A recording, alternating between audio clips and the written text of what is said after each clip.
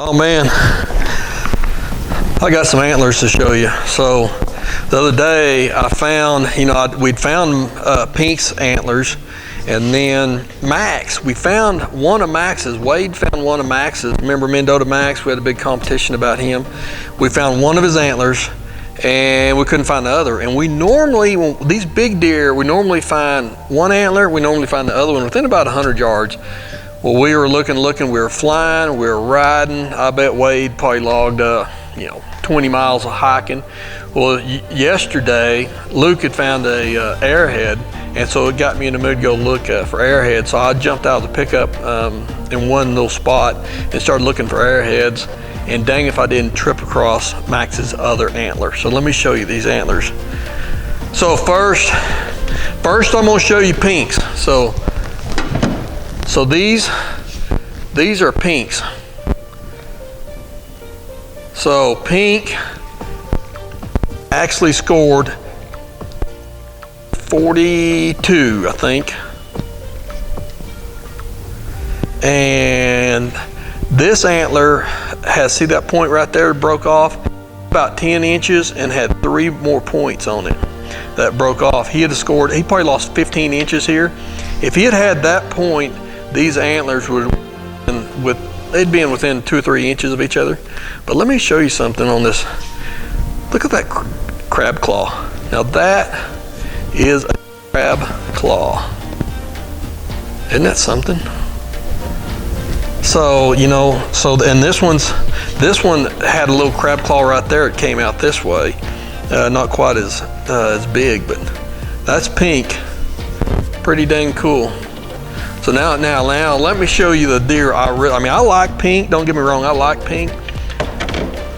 But me, personally, I like a really clean, typical deer. This is Max. So Max had a 28-inch spread. And what do you think he scored? 231.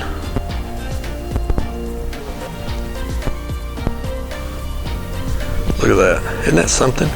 So we had this one point that had been broke off early that didn't match, or would have matched that. So the difference between 2 antlers with 100 inches on each side was 3 inches. That was the difference. So, this is a little off compared to that, but that's gross. That's not net, that's gross. But look at that. So what I'll do, what I do out here, instead of like shooting these big deer, which, I shoot lots of deer every year, and it's just what we do. I'll take the cape from one of those management bucks we've shot, and then we'll mount these antlers on that cape. So even though I've got the deer, mounted, I'll do Pink and I'll do Max, and we'll mount both of them. And even though the deer's still alive, I got them mounted now, so I don't need to shoot them. So I just leave them out there because I enjoy watching them. Because when we're out there hunting, we'll see. I bet you I've got probably 12, 13 hours of just me sitting there watching this guy walk around. And for a low fence deer, this isn't a high fence place. This is low fence, big old deer. To be over 200 inches, to be close to 200 inches is a big deal, but be over 200 with deer. So 242, 231, Pink and Max. Well, so let's talk about a little bit of deer management. You'll see the deer that we've shot and the deer we've raised.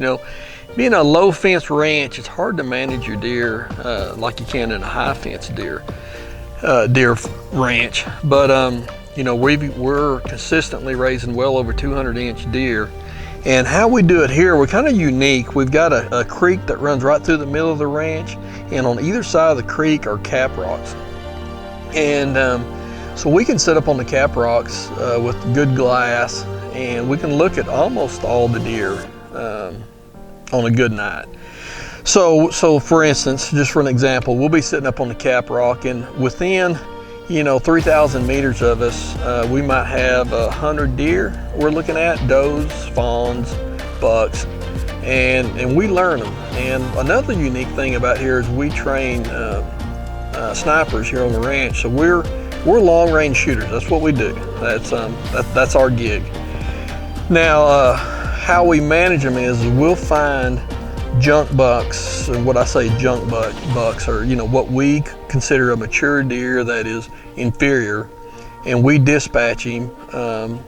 We might dispatch anywhere from 30 to 40 bucks a year, or bucks and does, and then on the doe side we'll dispatch the older does, because we believe that as we move along our genetics are getting better, so we wanted to dispatch some older does. And by being able to sit up on the cap rock and look at them a couple thousand meters away, we can age them, we can talk about them, we can discuss them, we can learn the deer, and then we can decide if there's something that needs to be removed from the herd.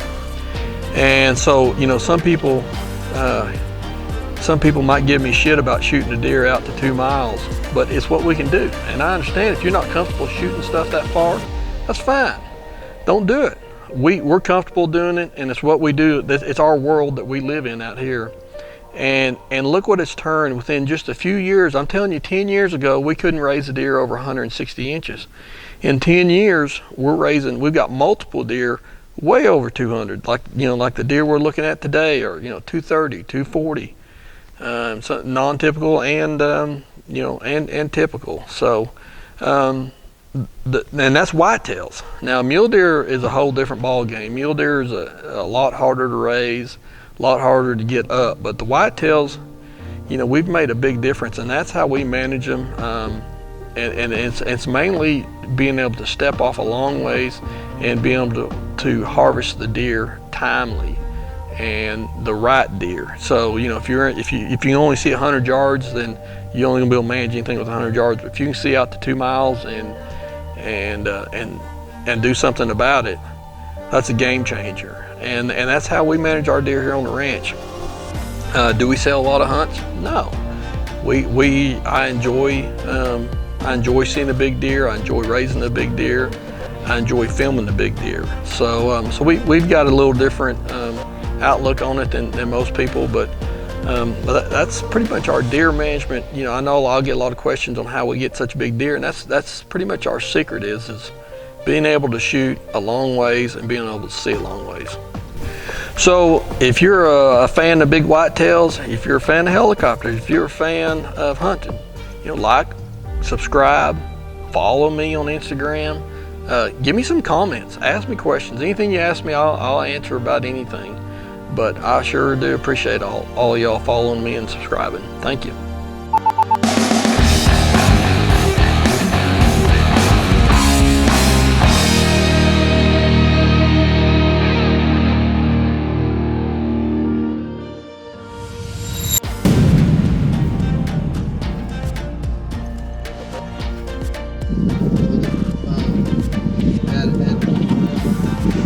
Right, you come up the tree. Yeah.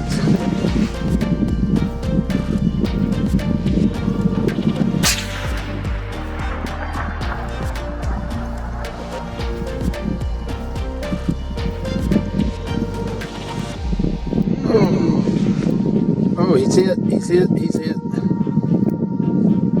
Oh, Jason.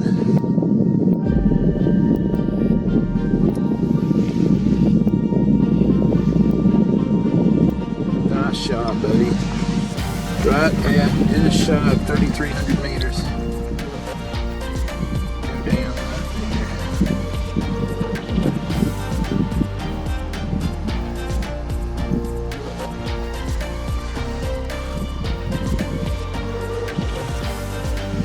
To me, it looks like a good hit too. The way he jumped and bucked. He doesn't like using his front end.